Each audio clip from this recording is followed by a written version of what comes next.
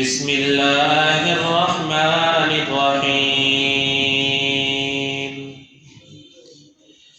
إن مثل عيسى عند الله كمثل آدم خلقه من تراب ثم قال له كن فيكون الحق من ربك فلا تكن من الممترين فمن حاجك فيه من بعد ما جاءك من العلم فقل تعالوا ندع أبناءنا وأبناءكم ونساءنا ونساءكم وأنفسنا وأنفسكم ثم نبتهل فنجعل لعنة الله على الكاذبين إن هذا لهو القصص الحق وما من إله إلا الله وإن الله لهو العزيز الحكيم صدق الله مولانا العظيم الحمد لله الحمد لله الحمد لله সূরা আলে ইমরানের 59, 60, 61, 62 মোট 4 আয়াত আপনাদের সামনে তেলাওয়াত করেছি। সূরা আলে ইমরানের তাফসীর যেদিন শুরু হয়েছিল সেই দিনই আপনাদের সামনে বলেছিলাম যে প্রত্যেকটি সূরা নাজিল হওয়ার কিছু না কিছু প্রেক্ষাপট থাকে, ঘটনা থাকে, কারণ থাকে। তো খ্রিস্টানরা নবীজির কাছে আসছে তর্ক বিতর্ক করার জন্য যে আমাদের ধর্ম সঠিক ধর্ম, ইসলাম ধর্ম ভুল ধর্ম, এই জাতীয় তর্ক বিতর্ক করার জন্য যেহেতু আসছে, আর খ্রিস্টানদের ধর্ম পুরাটাই ভিত্তি করে হযরত ঈসা আলাইহিস সালামের উপরে। এই জন্য যেহেতু এই সূরাটা তাদের তর্ক বিতর্কের বিপরীতে জবাব হিসাবে নাজিল হয়েছে, তাই এই সূরার বড় একটা অংশ হযরত ঈসা আলাইহিস সালাম নিয়ে আলোচনা করা হয়েছে। যদিও হযরত ঈসা আলাইহিস সালামের ধর্মের আলোচনা, তার বিষয়ের আলোচনা সবকিছু আমাদের ক্ষেত্রে, বিশেষ করে আমলের ক্ষেত্রে তেমন কাজে লাগে না, কারণ আমরা তো আর হযরত ঈসার উম্মত নই। আমাদের নবী হযরত মুহাম্মদুর রাসূলুল্লাহ সাল্লাল্লাহু আলাইহি ওয়াসাল্লাম। কিন্তু কিয়ামত পর্যন্ত এই খ্রিস্টানের লোকেরা তারা নামে বেনামে বিভিন্নভাবে ষড়যন্ত্র চক্রান্ত করতেই থাকবে। আর আল্লাহ তাআলা কোরআন নাজিল করছেন আমাদের হেদায়েতের জন্য। তাই যে কোরআনের অনেক আয়াত আছে যেগুলো ওই সময় অনেক কাজে লাগছে, আবার অনেক আয়াত আছে যেগুলো কিয়ামতের আগে নতুন নতুন অনেক ফিতনা আসবে, এই সমস্ত ফিতনার সময় কাজে লাগবে। এজন্য কোরআনের প্রতিটা শব্দে, প্রতিটা কথার মধ্যেই আলাদা কোনো না কোনো হিকমত আছে। অনেক সময় আমরা বুঝি না, কিন্তু দেখা যায় পরবর্তীতে যখন কোনো ফিতনা আসে তখন বুঝে আসে যে কোরআনের মধ্যে এই কথাটা কেন বলা হয়েছে। ফিতনা আসার আগে অনেক সময় বুঝে আসে না, ফিতনা আসার পরে বুঝে আসে। অনেক লোককে দেখবেন ইমাম সাহেব যখন কেরাত পড়তে থাকে, ইমাম সাহেবের কেরাত শোনা এটা কিন্তু জরুরি, কিন্তু তারা পিছনে দাঁড়িয়ে দাঁড়িয়ে নিজেরাও কেরাত পড়তে থাকে। নিজেরা যদি কেরাত পড়তে থাকে তাহলে কি মনোযোগ দিয়ে ইমামের কেরাত শোনা হয়? তারা বলে যে আমরা যে কেরাতটা পড়ি এই কেরাতটা পড়া ফরজ, এটাও বলে। মুক্তাদিরও কেরাত পড়তে হবে। তো আগে মাঝে মধ্যে আমারও চিন্তায় আসতো যে আল্লাহ তাআলা কোরআনের মধ্যে বলছেন তোমাদের সামনে যখন কোরআন তেলাওয়াত হয় তখন তোমরা মন লাগিয়ে শোনো এবং চুপ থাকো, তাহলে তোমাদের উপরে রহমত নাজিল হবে। সুবহানাল্লাহ। ওয়া ইযা কুরিআল কুরআন, কোরআনের আয়াত পড়তেছি, ওয়া ইযা কুরিআল কুরআন, যখন তোমাদের কাছে কোরআন পড়া হয়, ফাসতামিউ লাহু, তখন তোমরা মনোযোগ দিয়ে শুনো, ওয়ানসিতু, এবং চুপ থাকো, লাআল্লাকুম তুরহামুন, তোমাদের উপরে রহমত বরকত নাজিল হবে। তো মাঝে মধ্যে আমাদেরও চিন্তায় আসতো যে আল্লাহ তাআলা বলছেন যে কোরআন যখন পড়া হয় তখন তোমরা মনোযোগ দিয়ে শুনো, এই মনোযোগ দিয়ে শুনো এর মধ্যেই তো চুপ থাকা চলে আসছে না? কিন্তু আল্লাহ তাআলা আবার বলে দিয়েছেন মনোযোগ দিয়ে শুনো এবং চুপ থাকো। এই এবং চুপ থাকো এই কথাটা কেন বলছেন? এই সমস্ত লোকদেরকে বাতিল করার জন্য, যারা চুপ থাকে না। তাদেরকে যদি জিজ্ঞেস করেন যে কোরআনের 9 পারার এই আয়াতের মধ্যে আছে কোরআন তেলাওয়াত করা হলে মনোযোগ দিয়ে শুনো এবং চুপ থাকো, তো ইমাম সাহেব যখন তেলাওয়াত করা হইতেছে, তেলাওয়াত করছেন, তখন মনোযোগ দিয়ে কিভাবে শুনতেছেন আর চুপ তো থাকছেনই না, পড়তেছেন। এই আয়াতের উপরে কেমনে আমল করব? তো আমি এটা বুঝাইতে চাইলাম যে কোরআনের যত আয়াত আছে, সমস্ত আয়াত, নবীজির যত হাদিস আছে, সমস্ত হাদিস যেই শব্দে বলা হয়েছে, দেখা যায় যখন এই জাতীয় কোনো বিভিন্ন ফিতনা আসে, বিভিন্ন বাতিল আসে, তখন বুঝে আসে নবীজি এই কথাটা কেন বলছেন। বড় চমৎকার কথা, আজীব কথা, আজীব লাগে। একদল লোক আছে যারা বলে যে কোরআন শরীফ যদি না বুঝে পড়া হয় তাহলে কোনো সওয়াব নেই, বুঝে বুঝে পড়তে হবে, বুঝে পড়লে সওয়াব আছে, না বুঝে পড়লে সওয়াব নেই। অথচ আল্লাহ রাসূল বলে দিয়েছেন তোমরা কোরআন শরীফ তেলাওয়াত করলে তোমাদের জন্য 10টা করে নেকি হবে, এবং নবীজি বলেন যে আলিফ পড়লে 10 নেকি, লাম পড়লে 10 নেকি, মিম পড়লে 10 নেকি। আলিফ লাম মিম এর অর্থ কি আমরা বুঝি? কিন্তু নবীজি তো বলে দিয়েছেন আলিফ পড়লে 10 নেকি, লাম পড়লে 10 নেকি, মিম পড়লে 10 নেকি। এই উদাহরণটা নবীজি কেন দিলেন? এই যে এই সমস্ত বাতিল যারা এক সময় আবিষ্কার হবে, এদেরকে সবগুলোরে বাতিল করার জন্য। বুঝে আসছে? এই জন্যই কোরআন এবং হাদিস এর প্রত্যেকটা শব্দ, প্রত্যেকটা কথা এর মধ্যে হিকমত আছে। আমরা অনেক সময় বুঝি, অনেক সময় বুঝি না। এই যে সামনে আগামী সপ্তাহে ইনশাআল্লাহ একটা আয়াত আসবে, ইনশাআল্লাহ ওই সময় আলোচনা করব যে এই আয়াতটা আল্লাহ তাআলা এইভাবে কেন বললেন। আমাদের সমাজে এরকম নতুন নতুন বিভিন্ন ফিতনা আসতেই থাকে, আসতেই থাকে। কোথা থেকে যে এই জাতীয় ফিতনা আসে যেগুলো কোনো সময় কল্পনাও আসে না, সাধারণত কল্পনাও আসে না যে এরকম কথাও মানুষ বলতে পারে, এমন ফিতনাও আসতে পারে, কিন্তু দেখা যায় যে এমন ফিতনা চলে আসে। তো এই জন্য এই ফিতনার সময় আমাদেরকে কোরআন হাদিস এবং যারা হক্কানি ওলামায়ে কেরাম তাদের সাথে একটু মেহনত করে, কষ্ট করে জুড়ে থাকতে হবে। তর্ক বিতর্ক করার জন্য না। অনেকে আছে তর্ক বিতর্ক করার জন্য হুজুরের কাছে যাই দেনি, এটা দিয়ে আটকায় ফেলবো, ওটা দিয়ে আটকায় ফেলবো। তর্ক বিতর্ক করলে আমার দেখার মতে তর্ক বিতর্ক করার পরে খুব হেদায়েত পেয়ে গেছে এমন মানুষের সংখ্যা কম। তর্ক করলে তর্ক বাড়ে, তর্ক করলে আরো তর্ক বাড়ে। এই জন্য আমার কাছে এই পর্যন্ত আমাদের এই এলাকার যত মুসল্লি আসছে, এই জাতীয় কোনো বিতর্কিত কোনো বিষয় নেই। আমি সবাইয়ের প্রথম প্রশ্ন এটা করি যে জানার জন্য না তর্ক করার জন্য। যদি বলেন যে হুজুর জানার জন্য, তাহলে আমি সত্য কথাটা বলে দিব এবং আপনার মনে যত প্রশ্ন আছে সমস্ত প্রশ্নের উত্তর দিব ইনশাআল্লাহ। এতটুকু ভরসা আল্লাহর উপরে রাখতে পারি। কিন্তু যদি বলেন যে না আপনার সাথে কিছুক্ষণ ফাইট করব, এরপরে জিতলে জিতলাম, না জিতলে চলে যাব, তাহলে আমি আপনার সাথে কথা বলতে রাজি না, দরকার নেই। কি কথা বলবো জিজ্ঞেস করেন, আমাদের এখানে অনেকরে আমি এরকম উত্তর দিচ্ছি। কেন? কারণ তর্ক বিতর্ক করলে এটা বাড়তে থাকে, বাড়তে থাকে, এটার কোনো শেষ নাই। এই জন্য হক্কানি ওলামায়ে কেরামের কাছে আমি জুড়ে থাকবো। আমি কোনো বিষয় আমার কাছে আসবে, এসে আজকাল তো রুমের মধ্যে বসে বসে ইউটিউবে ভিডিও বানায় সেটা ভাইরাল করে দেয়।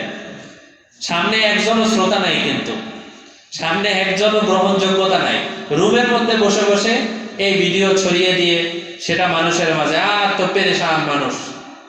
কিছুদিন আগে শুনলাম যে কোরআন শরীফ নাকি অজু ছাড়া ধরা যাবে, এই কথাও নাকি ইউটিউবে আসছে যে অজু ছাড়া কোরআন শরীফ ধরা যাবে। এটা তো একজন সাধারণ মুমিন মুসলমানই বিশ্বাস করবে না, কিন্তু এটা নাকি আবার বয়ানের মধ্যেও বলা হয়েছে, চলছে। মানুষজন এসে জিজ্ঞেস করে, আমাকে অনেক সময়, আপনারা অনেক সময় জিজ্ঞেস করেন, তখন আমি জানতে পারি যে ও এরকম কথা হয়েছে।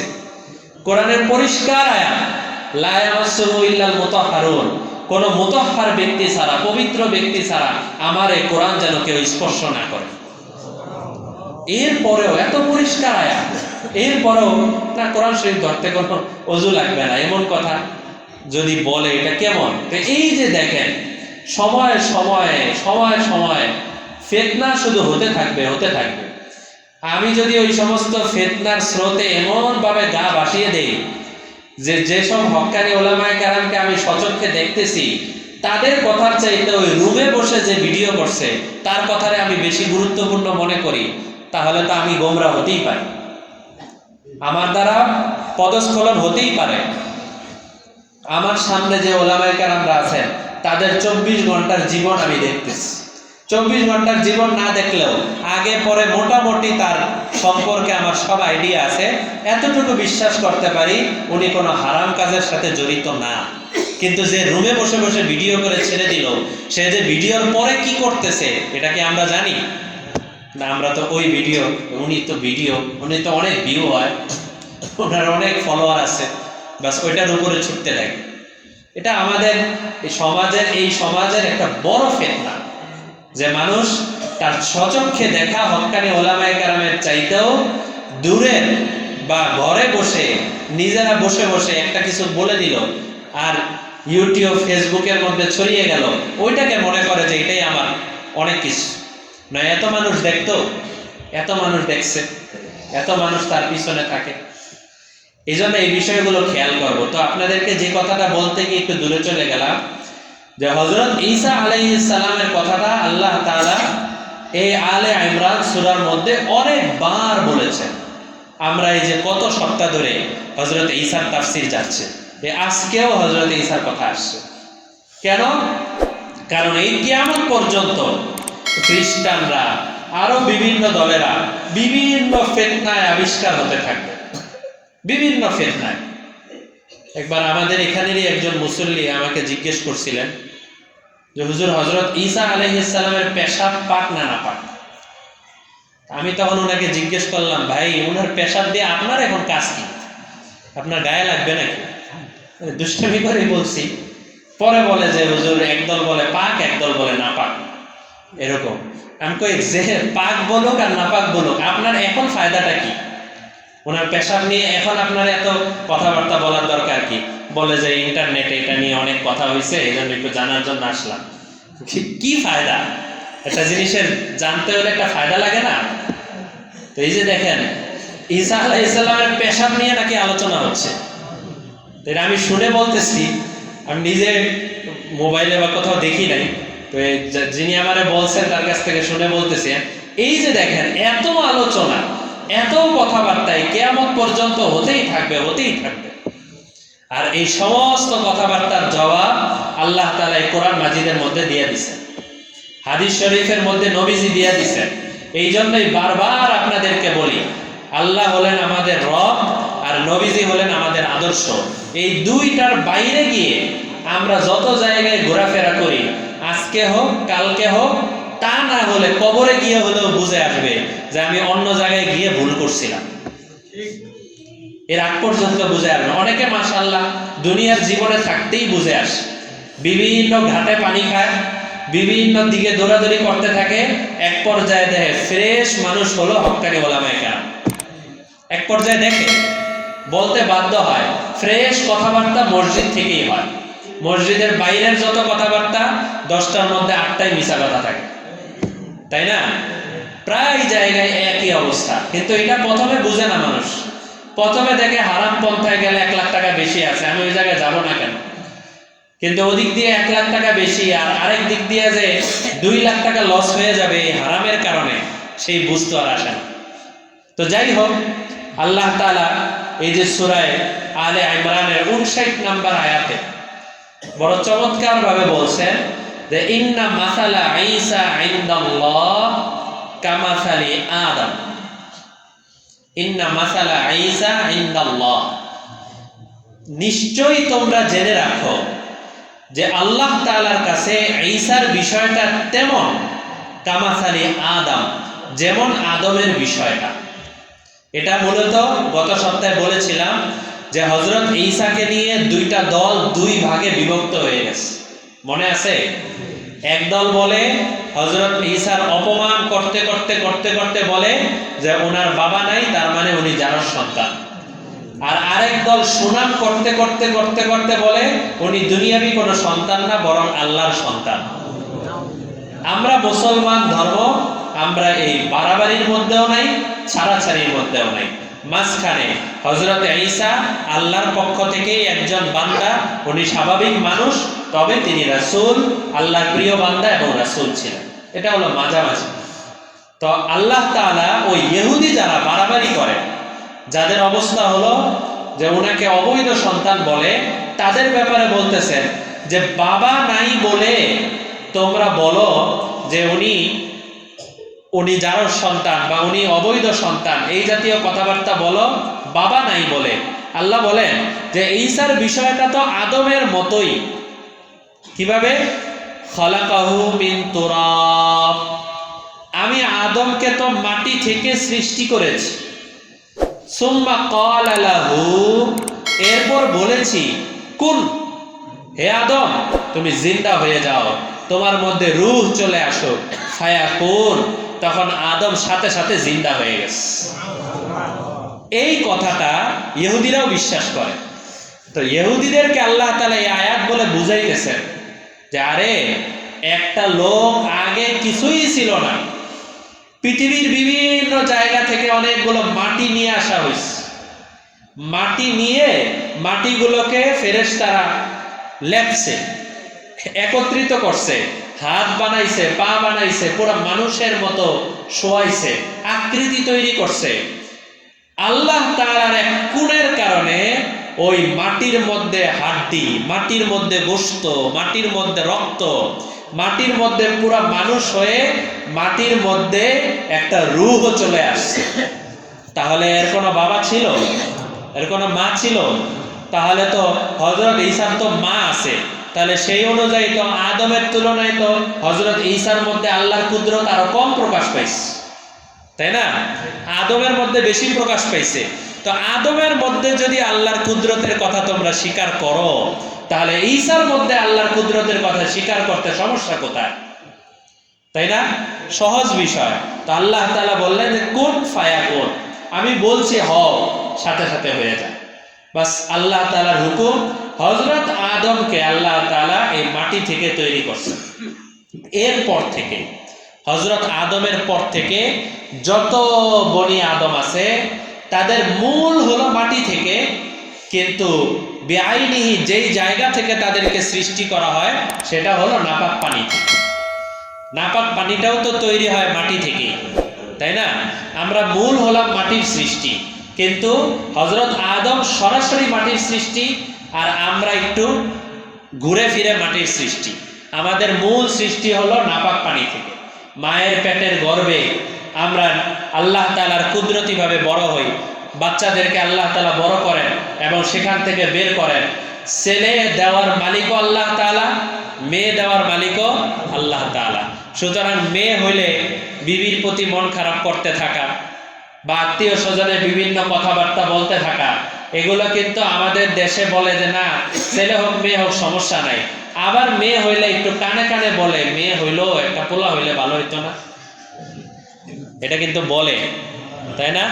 আবার অনেকের আছে একটা ছেলে হয়েছে, 3টা মেয়ে 5টা মেয়ে হয়ে গেছে, অথবা 5টাই মেয়ে, 5 জন সন্তান 5 জনই মেয়ে, এ সব বিয়ে শাদী দিয়ে ফেলবে, পরে কি হবে, একটাও পোলা হইল না, একটাও ছেলে হইল না, মানে এক ধরনের মনের ভিতরে কেমন যেন আফসোস। এই জন্যই আল্লাহ রাসূল সাল্লাল্লাহু আলাইহি ওয়াসাল্লাম বলে গেছেন, কেউ যদি খুশি মনে 3 জন মেয়েকে লালন পালন করে মনের ভিতরে কোনো আফসোস নাই, আল্লাহর দেওয়া জিনিস আমি বড় করতেছি, বড় করে বড় পাত্রের হাতে, ভালো পাত্রের হাতে তুলে দিব, বাস আল্লাহর ফায়সালা, তাহলে ওই মা বাবার জন্য আমি জান্নাতের ওয়াদা করে দিলাম। সাহাবীরা তো লোভী ছিলেন, জান্নাতের লোভী, দুনিয়ার লোভী না। এক সাহাবীর 2 মেয়ে, বলতেছেন ইয়া রাসূলুল্লাহ যদি 2 মেয়ে হয়, এটা তো 3 মেয়ে বললেন, যদি 2 মেয়ে হয় তখন কি হবে? রাসূল তার লোভ দেখে, তার আশা দেখে বলতেছেন যাও 2 মেয়ে লালন পালন করলেও আল্লাহ জান্নাত দিয়ে দিবে। সাহাবায়ে কেরাম আমাদের জন্য কত কিছু নিয়ে আসছে। তো এই যে দেখেন এখানে আল্লাহ তাআলা বললেন যে সুম্মা ক্বালা লাহু কুন ফায়াকুন, আমি বলি হও। মায়ের গর্ভের মধ্যে যখন বলি ছেলে ছেলে, যখন বলি মেয়ে মেয়ে। সুতরাং এই জায়গায় মানুষের কোনো দখল নাই। তাই আল্লাহ তাআলা যাকে দান করতেছেন সেই বান্দা যাই দান করা হচ্ছে ওইটা নিয়েই খুশি থাকা উচিত। 25 পারায় আল্লাহ বলেন আমি যাকে চাই আকিমা ওয়াজআলু মাইয়াশাউ আকিমা। আকিমা মানে আমি যাকে চাই তাকে সন্তান না দিয়েও রেখে দিই। সন্তান দেই না, সন্তান না হলে পরস্পর বড় ধরনের, আমাদের সমাজে এটা একটা বাস্তবতা, সন্তান না হলে ছেলে পক্ষ মেয়ে পক্ষ অমুক পক্ষ তমুক পক্ষ, কেউ বলে ছেলের দোষ, কেউ বলে মেয়ের দোষ, অমুক দোষ তমুক দোষ, এর মধ্যে যে কত গীবত শেকায়াত হয় আর কত ধরনের বাড়াবাড়ি ছাড়াছাড়ি হতে থাকে। অথচ আমার সচক্ষে দেখা এমন আছে যে সন্তান হয় না, এরকম ঝগড়া ফাসাদ হয়েছে, ছেলে পক্ষ বলে মেয়ের দোষ, মেয়ে পক্ষ বলে ছেলের দোষ, এই অবস্থায় 10 বছর সংসার হয়েছে। সংসার হওয়ার পরে এক পর্যায়ে সিদ্ধান্ত হয়েছে যে আমরা রাখবো না, নতুন জায়গায় বিবাহ শাদী দিয়ে দিব। ঠিক আছে, এই পক্ষ বলে তোমাদের মেয়েকে নিয়ে যাও, ওই পক্ষ বলে তোমাদের ছেলেকে নিয়ে যাও। নতুন জায়গায় বিবাহ শাদী হয়ে গেছে, ছাড়াছাড়ি হয়ে নতুন আরেক জায়গায় বিবাহ হয়ে গেছে, ছেলেরও সন্তান হয়েছে, মেয়েরও সন্তান হয়েছে। এবার কি ছেলের দোষ না মেয়ের দোষ? এই যে রামপুরার ঘটনা আমার সচক্ষে দেখা, ছেলেরও সন্তান হয়েছে, মেয়েরও সন্তান 1 বছর পরে। তো এখন যে এত দিন পর্যন্ত একদল আরেক দলের এত দোষ দিতে থাকলো, এই গীবতগুলো এবার কে মাফ করাবে বলেন? আল্লাহ তাআলা চাইছেন, দেন নাই, শেষ। এখন এখানে আমার কি আছে? আমার তো কিছু নাই। এই জায়গার মধ্যে এসে গীবত শেখায়ত করতে করতে শেষ। হযরত মাওলানা আশরাফ আলী থানভী রহমতুল্লাহি আলাইহি একটা কিতাব আছে বেহেশতি জেওর, দেখছেন আপনারা? এই বেহেশতি জেওর এত ছোট ছোট, বাজারের মধ্যে ছোট ছোট পাওয়া যায় 200-300 টাকায়। আরেকটা আছে বেহেশতি জেওর এত মোটা, প্রায় 11 খণ্ড, বুঝে আসছে? এই 11 খণ্ডের যেটা, এটা আপনারা পড়ে দেখেন। 11 খণ্ডের শেষ খণ্ড যেটা, ওই খণ্ডের মধ্যে কারো জ্বর হলে কিভাবে তাবিজ দিতে হয়, কারো মাথা ব্যথা হলে কিভাবে তাবিজ দিতে হয়, কারো পেটে ব্যথা উঠলে কিভাবে তাবিজ দিতে হয়, ইত্যাদি ইত্যাদি, তাবিজের বিভিন্ন নিয়ম কানুন ইত্যাদি সব দেওয়া আছে। ওই জায়গার মধ্যে কম না হলো 10 থেকে 15টা তরিকা দেওয়া আছে যে কারো যদি বাচ্চা কাচ্চা না হয় তাহলে এইভাবে যদি তাবিজ দেওয়া হয় তাহলে তার বাচ্চা হয়ে যাবে। হযরত থানভীর কাছ থেকে তাবিজ নিয়ে মনে হয় শত শত মানুষের বাচ্চা কাচ্চা হয়েছে, কিন্তু হযরত থানভী নিজেরই কোনো বাচ্চা হয় না। আশ্চর্য লাগে না? হযরত থানভীর নিজেরই কোনো বাচ্চা হয় নাই। শেষ পর্যন্ত 60 বছরের পরে গিয়ে আরেক বিয়ে করছেন, ওই ঘর থেকেও বাচ্চা হয় না। কি হয়েছে? আল্লাহ তাআলা, উনি বলতেন যে আল্লাহ বললেন আমি যাকে চাই তাকে সন্তান দেই না। উনি মাঝে মধ্যে বলতেন আল্লাহ আমাকে চাইছেন তাই সন্তান দিচ্ছে না, আল্লাহ যে আমাকে চাইছেন এটাই তো আমার জন্য সৌভাগ্যের বিষয়। তো এইভাবে নিলেই তো হয়। কিন্তু এই যে দেখেন, বাস ওনার কাছ থেকে, এখন আমাদের সমাজে যদি এমন একজন হতো যিনি তাবিজ দিত কিন্তু তার নিজের সন্তান নাই, তাকে তো বন্ড বলে শেষ করে দিত। আল্লাহ তাআলা চাইছেন, বাস আল্লাহ তাআলা তাকে দেন নাই। এই যে দেখেন, আল হাক্কু মির রাব্বিক, আমি তোমাদের কাছে কোরআনের যত আয়াত বলতেছি, আল হাক্কু মির রাব্বিক, এগুলা জেনে রাখো, কোরআনের যত আয়াত এগুলা তোমার রবের পক্ষ থেকে সত্য আয়াত। কোরআন কি আয়াত? সত্য আয়াত। আল হাক্কু ফালা তাকুম মিনাল মুমতারিন, তোমরা কোরআনের কোন আয়াতের ব্যাপারে কোন ধরনের সন্দেহ করো না। এমনিই তো আল্লাহ তাআলা কোরআনের শুরুতেই বলে দিয়েছেন জালিকাল কিতাব লা রাইবা ফি, এই কিতাবের মধ্যে কোনো সন্দেহ নাই। আর এই জায়গায় আরো কঠিনভাবে বলে দিলেন তোমরা এই বিষয়ে কোনো সন্দেহ করো না। এরপরে যে কথাটা, পরের আয়াতটা, এটাই হলো সূরা আলে ইমরানের মূল আয়াত বলতে পারেন, যেটা আপনাদেরকে সূরা আলে ইমরানের তাফসীর যেদিন শুরু হয়েছে ওই দিনই বলেছিলাম খ্রিস্টানদের বড় বড় 3 পণ্ডিত, সুরাহবিল, আব্দুল্লাহ বিন সুরাহবিল, এরকম বড় বড় পণ্ডিত কয়েকজন, যাদের পুরা ইঞ্জিল মুখস্থ, বাইবেল মুখস্থ, এরা আসছে নবীজির কাছে যে আমাদের ধর্ম সত্য ধর্ম, আপনার ধর্ম মিথ্যা ধর্ম, এগুলা বলার জন্য। নবীজি বিভিন্নভাবে দলিল দিয়ে বুঝাচ্ছিলেন, তারা মানে না। এক পর্যায়ে নবীজি দলিল দেওয়ার পরে লাস্টে নবীজি একটা চ্যালেঞ্জ ছুড়ে দিলেন। ওই চ্যালেঞ্জটা কোত্থেকে আসছে? এটাই এই আয়াত। আল্লাহ তাআলা বলেন, ফামান হাজ্জাকা ফীহি মিন বাদি মা জাআকা মিনাল ইলম, হে নবী, আপনাকে তো আমি সঠিক এলেম দান করেছি। এই এলেম দান করার পরেও, এতবার বোঝানোর পরেও যারা অস্বীকার করতেছে যে না আমরা এটা মানি না, আমরা আপনার কথা মানি না, এই যে একটু আগে বললাম তর্ক বিতর্ক, বেশি তর্ক বিতর্ক করলে ফায়দা নাই, লাভ নাই।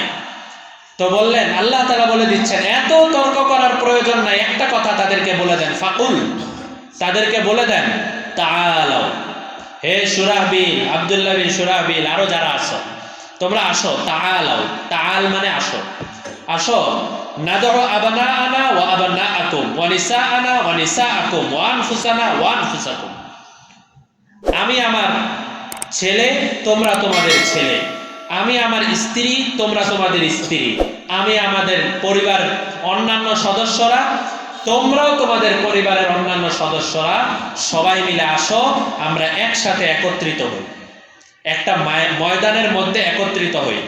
সুম্মা নাবতাহিল, এরপরে আমরা মুবাহালা করব, মুবাহালা মানে চ্যালেঞ্জ করব। ফানাজআল লা'নাতাল্লাহি আলাল কাযিবিন, আমরা চিৎকার করে ওই মাঠের মধ্যে বলবো, আল্লাহ এই 2 দলের মধ্যে যেই দল মিথ্যা কথা বলতেছে ওই দলের উপরে আপনি এখনই গজব নাজিল করেন। তারাও এই কথা বলবে, আবার আমরাও এই কথা বলবো। আল্লাহ রসুলকে আল্লাহ তাআলা বলে দিলেন, আপনি এই চ্যালেঞ্জ ছুড়ে দেন।